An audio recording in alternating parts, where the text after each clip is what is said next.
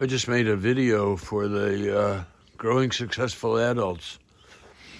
And I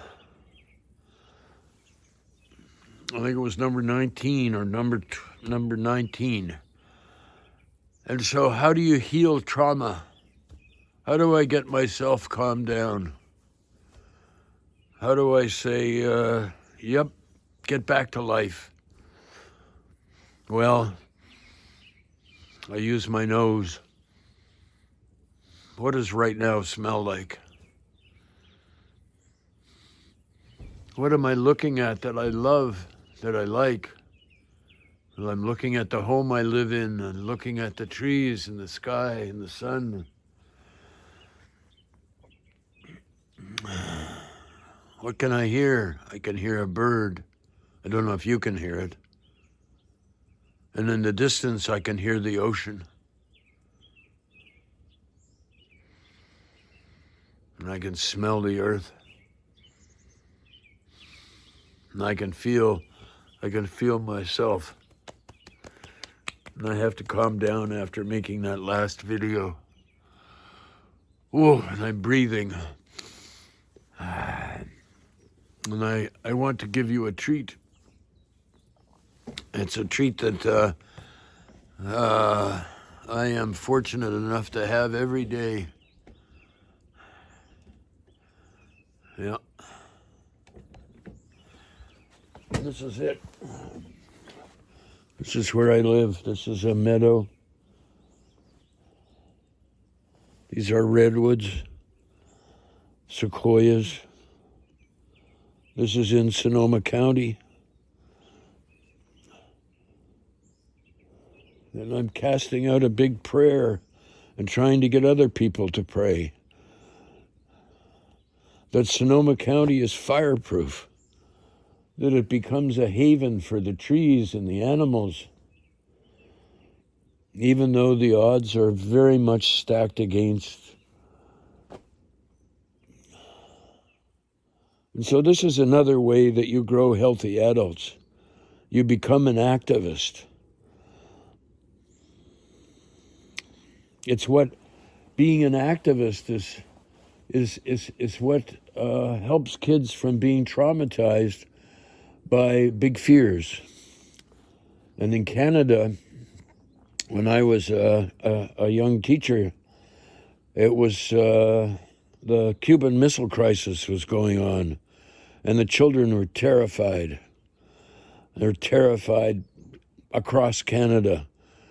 And the government made a study and said how, at least I was told they made a study of whether Canadian children were depressed. And they found that Canadian children were depressed. And the thing they were depressed about was their death by nuclear bombs. And they were frightened, and everybody was frightened. And of course, now we know that it was largely manufactured fear, but we'll talk about that later. And the thing that some smart person said, gee whiz, there are some kids who aren't frightened. Maybe we should study them, or who aren't depressed. That was it. And so they studied the children who weren't depressed. And you know what they all had in common, apparently? They all had in common that somebody in their family was taking action against the nuclear warfare and maybe the whole nuclear movement. And the kids would say things, apparently, things like, well, I'm frightened about nuclear bombs, but my uncle's doing something about it. He goes to meetings. He goes to protests. He writes letters. And if he was alive now, he'd be making videos. He'd be doing whatever he can to meet the challenge of this has to stop. Just like we've got to stop traumatizing people. And this is one of the antidotes to trauma. This forest puts you into a trance, if you let it. Eventually it will. Eventually nature does, if you just kind of stay there and calm down and have some company. Maybe your only company is your spirits, the spirits of your ancestors, but you got to ask them to come and help you.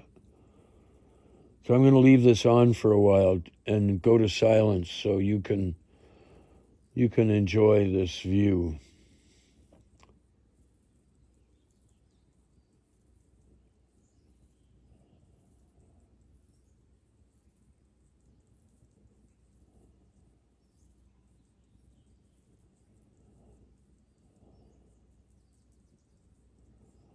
Well, I have to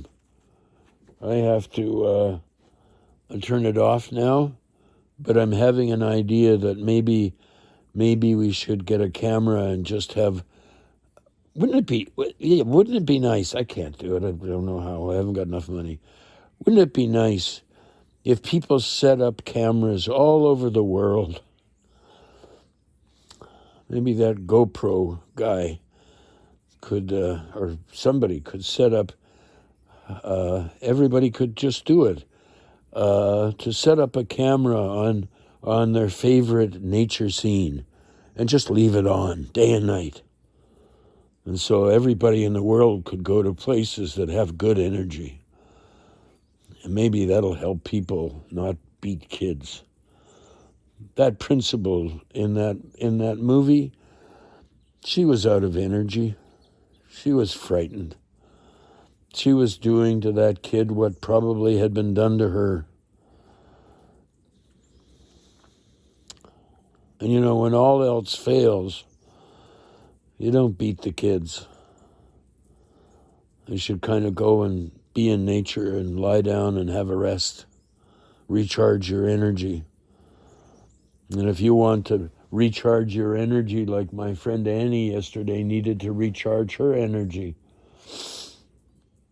he just was looking at nature for a long time and sprinkling water on her bare feet and on the places that she hurt, and just letting nature calm her down and give her a chance to rest. Okay,